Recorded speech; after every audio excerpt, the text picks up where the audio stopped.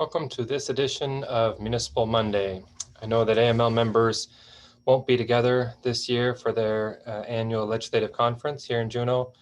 So these weekly updates are meant to let all AML members know just a little bit more about what's going on here in Juneau as it relates to legislation or the budget or actions by the state. I know that top of mind for us right now is the inability of the state to extend or add a disaster declaration, and that without that disaster declaration in place, many of our healthcare partners will be challenged to deliver the services they have during this pandemic.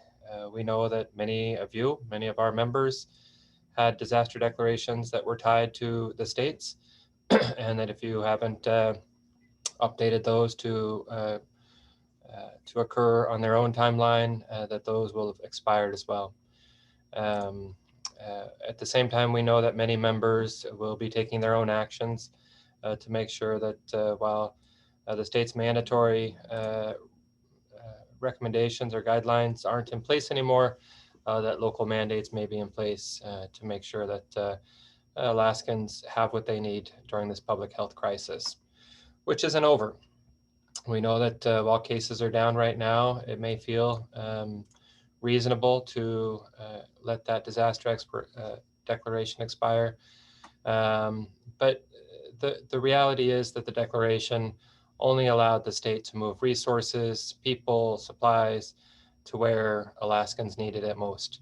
It allowed hospitals and others to waive federal guidelines. It allowed the state to receive different allocations of funding that it might otherwise have. And it provided the reassurance to Alaskans and to local governments that their response to this pandemic, that their mitigation measures were in the right place, so that all Alaskans benefited from being able to flatten the curve and preserve our healthcare capacity. There's a lot of blame, it feels like right now, and there certainly was last year. The Senate wasn't able to chose not to pursue extending the declaration through SB 56, and instead passed a resolution on Friday asking the governor to do so on his own. And some would argue illegally.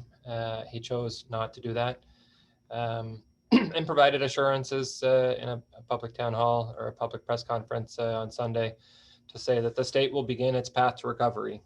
I would argue that we're on the path to recovery and that the declaration is a necessary tool to ensure that takes place. But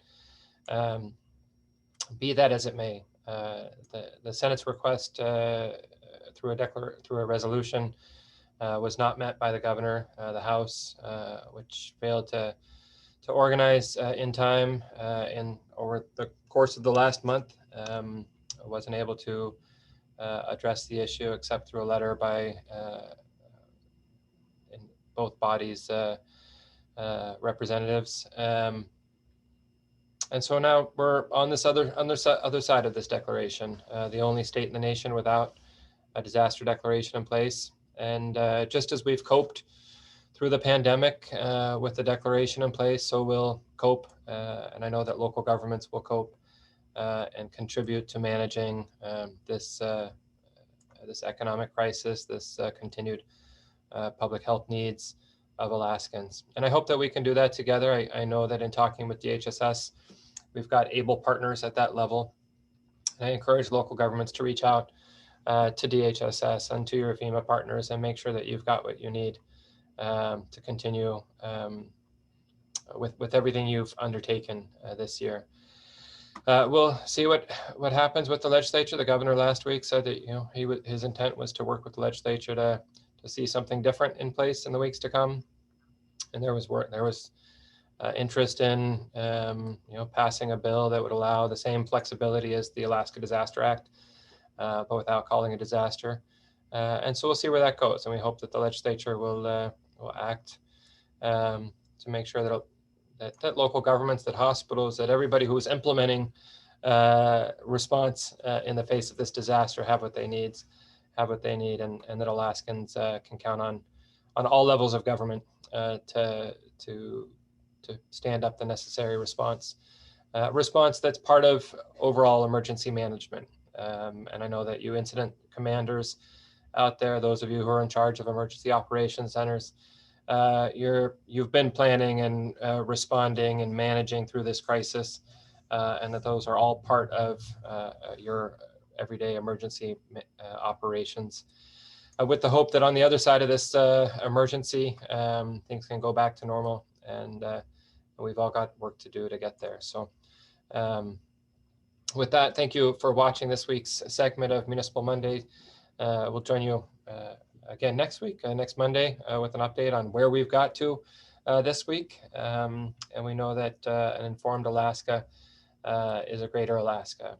And I appreciate all the local governments out there who are doing their part to correct misinformation and make sure that the public, that your residents understand exactly what's at stake during this emergency.